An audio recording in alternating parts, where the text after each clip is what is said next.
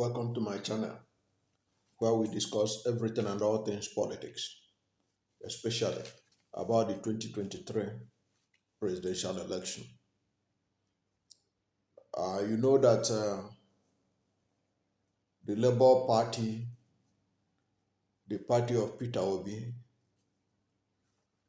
the party in which Peter Obi is the presidential candidate, had threatened to occupy all the offices of Independent National Electoral Commission of Nigeria, the electoral umpire in Nigeria, and many were waiting with bated breath on how it's going to turn out, because you can bet that if Labour Party want to occupy INEC offices around the country, it's not going to be funny. It's going to be a huge security challenge. Of course, the protest was built to be peaceful. But you know, in this country, government has a way of turning a peaceful protest into a very violent and deadly protest, as it happened in October 2020, when the NSAS protest against police brutality was hijacked by government agents and turned it into one of the most bloodiest peaceful demonstrations ever in Nigeria's history, with many Nigerians massacred at Lekki toll gate. Now, what was the issue at stake? The issue at stake, which was made very clear by the spokesperson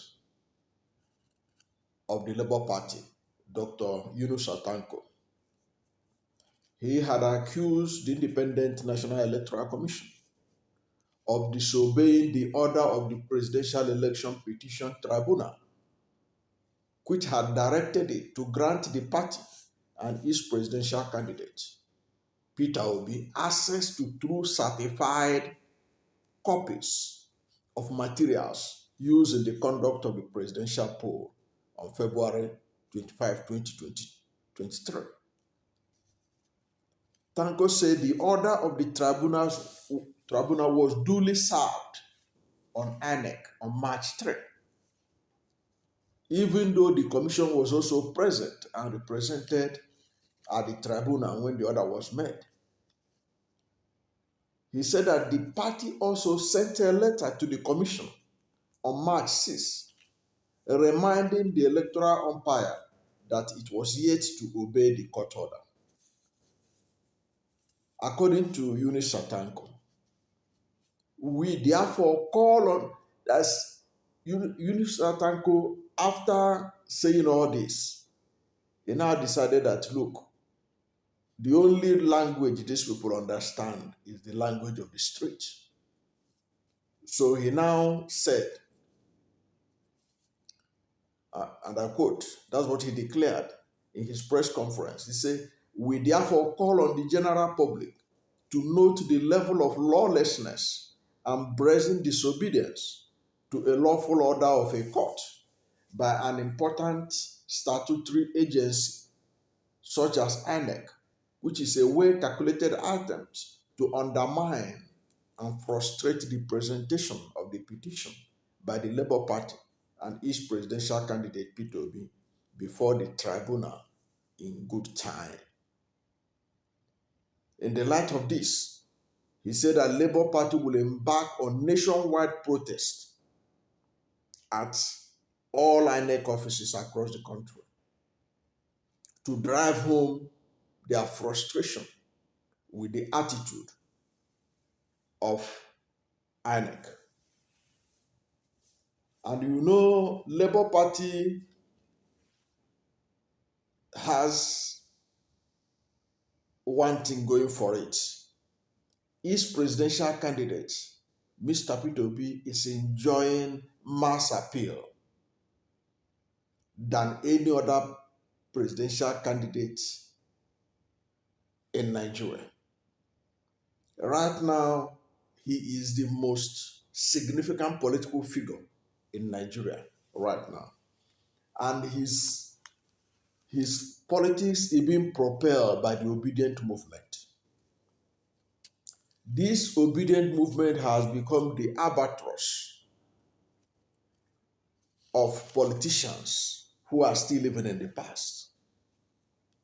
As a result of this, I believe that INEC panicked, knowing the implication of allowing the obedient movement to occupy the whole of Nigerian streets, and nobody knows how it will end. And INEC and its national chairman that had brazenly disobeyed the court order that declared Aswad Bola Ahmed Tinubu president-elect, even when there were a lot of questions that are left unanswered, this time around caved in. INEC has to cave in because they know the consequences of the obedient movement occupying the streets of Nigeria, heading towards INEC offices nationwide. And they did the needful. Now, before I go further on this, if you are new to my channel and you have not yet subscribed to my channel, subscribe to my channel, hit the subscription button, hit the notification bell. When you subscribe to my channel and hit the notification bell, anytime I have a new video, you'll be among the first to know. God bless you. Now, seeing that danger looms,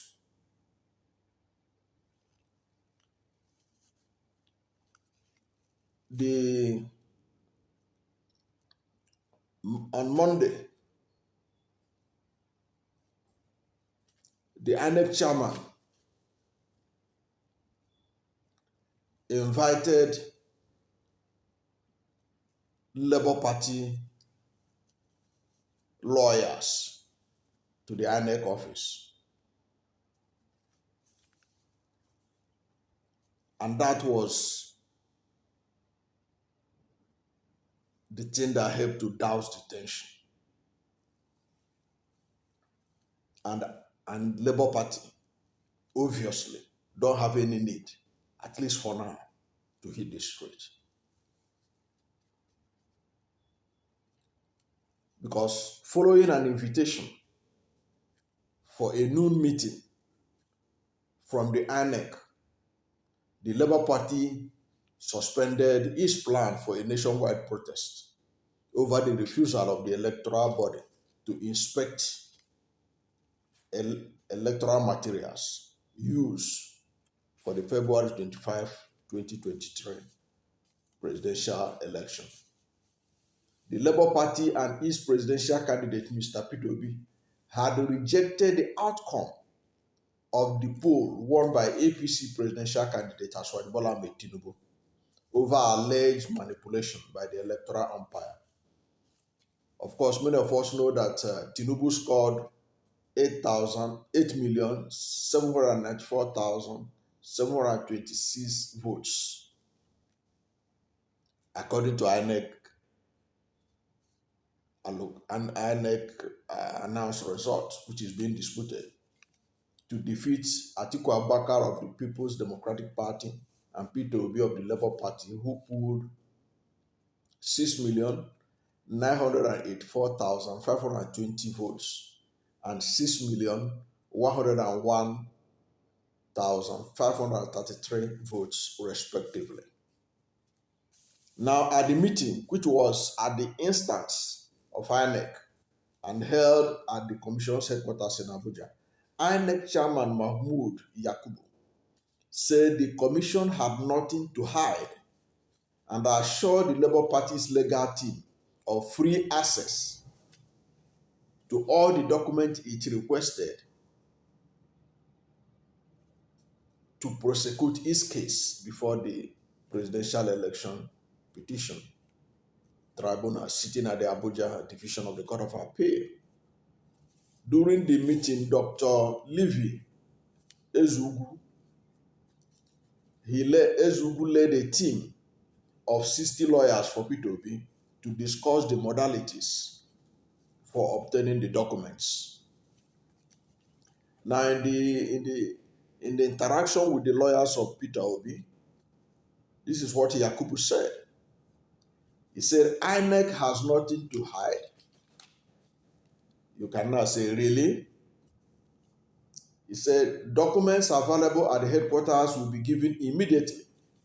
We are meeting with the resident electoral commissioners today, and we will discuss how other documents at the state level could also be made available to you speedily. Professor Yakubu told the team. The Court of Appeal, serving as the Election Petition Tribunal, had last week granted leave to the Labour Party presidential candidate Peter Obi to have access to all the sensitive materials used by INEC in the February 25 elections. INEC, however, asked the court to vary the order, saying the beavers needed to be reprogrammed ahead of the governorship and state assembly polls. According to Yakubu, there are two categories of documents that they are in possession of at the headquarters of INEC. He said that these documents will be made available to the lawyers of Peter Obi, specifically the EC 8Ds from the states and the ECDA, which is the collation at the National Collation Center by the commission itself. Then there is the EC8E, the declaration, a total of, I think, 39 documents that we can easily certify and give you almost immediately. That's what they said. The EC8E, the declaration, he said there are a total of, I think, 39 documents that we can easily certify and give you almost immediately. He was telling the lawyers. As of other documents that we are asking for, they are at the state level. So he was saying that other documents that these lawyers are looking for, they are at the state level. So we need to work out the schedule so that we know when your team is going to which state and on which date, so that we can easily facilitate not just certification of documents, but also inspection that you requested for each of these documents, Yakubu said. The INEC boss also said that the other document is accreditation data from the back end, and that will also be made available to them. He said, remember that the accreditation data covers 176,000 polling units. We have to print them, physically certify them, and give them to you, so that the short of what I'm saying is that you will get this document speedily. They will also make arrangements and notify our resident electoral commissioners of your intended visits, so that these documents will be made available to you.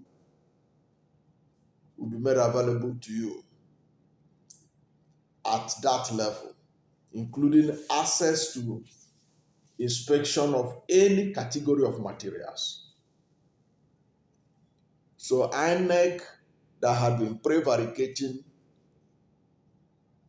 has now kowtowed succumb to the people's power. And that is the power of democracy, the people's power.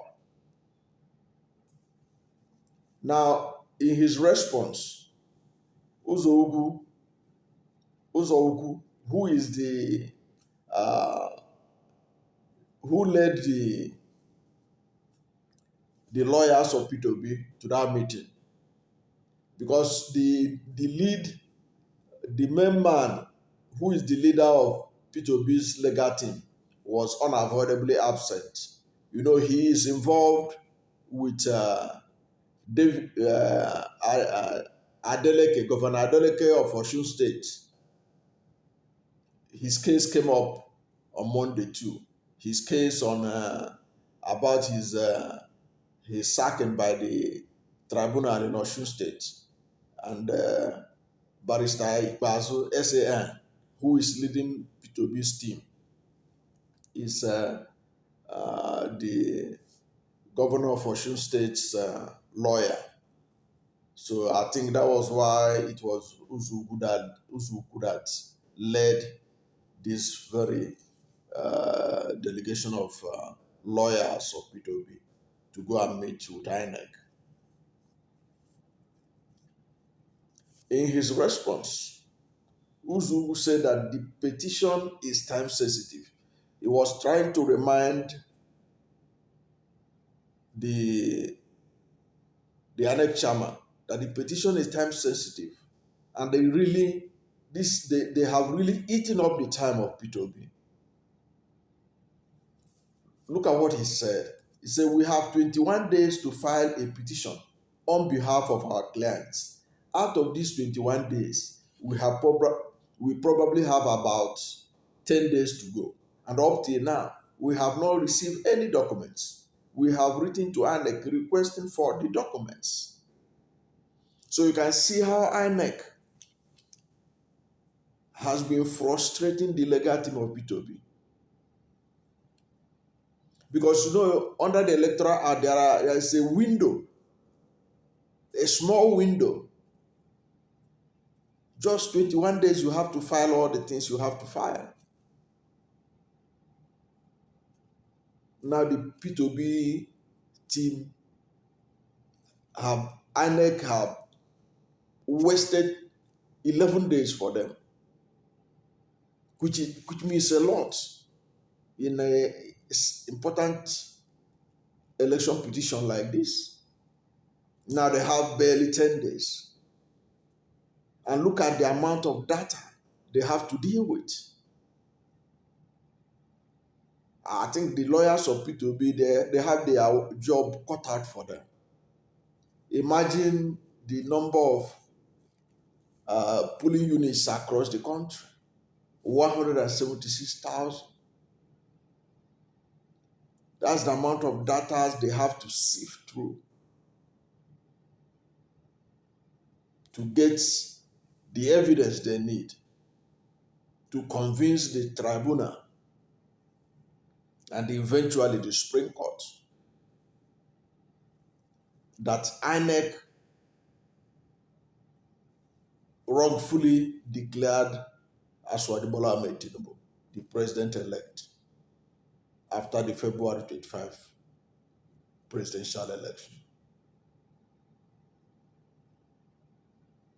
But the significant thing to take out of this is this. If the people of Nigeria remain docile, these people will trample on the rights of Nigerians with impunity. You can see that it was because Labour had shown that they were ready and determined to go the whole hog in displaying their displeasure with the impunity of INEC by threatening to occupy their offices nationwide, that they were able to agree that they can afford to release all these materials they are now promising, like good corporate citizens, to make available to Peter Obi. This was days after the court had already given the order that they should provide all these materials for Peter Obi and his legal team to prove their case. And you remember that in a recent interview, Peter Obi granted Arise TV. You can see that Peter Obi was emphatic that that demonstration would go on. When Peter Obi was asked, is he really, how are you going to do this? You are going to court, and we heard that you're also going to take to the street to protest about INEC refusal to allow you have access to electoral materials used in February 25. How are you going to handle it? How are you going to? Peter Obi said that we're going to do both of them. We're going to hit the street. We're going to go to court. I think that attitude of the Labour Party of deciding not to take any rubbish again from INEC, that was the game changer. And INEC was forced to curtail and release the data and promised to release the data. And I hope they will release the data because they know the consequences of not releasing it. But the important thing is, we just hope that they have not tampered with the data and that the data they are releasing is still intact. And I hope that the technical team, I hope that that's what many Nigerians who want fairness, justice from this issue want, that the legal team of Peter Obi have a mechanism through which they could be able to authenticate the data made available to them, so that there will not be some that were hidden from them that could help their case. But in all, it is a good development that people's power has forced INEC to obey the court order, even though it had been late in coming. Thank you for watching this video. And if you are new to my channel and you have not yet subscribed to my channel, subscribe to my channel, hit the subscription button, hit the notification bell. When you subscribe to my channel and hit the notification bell, anytime I have a new video, you'll be among the first to know. God bless you and yours.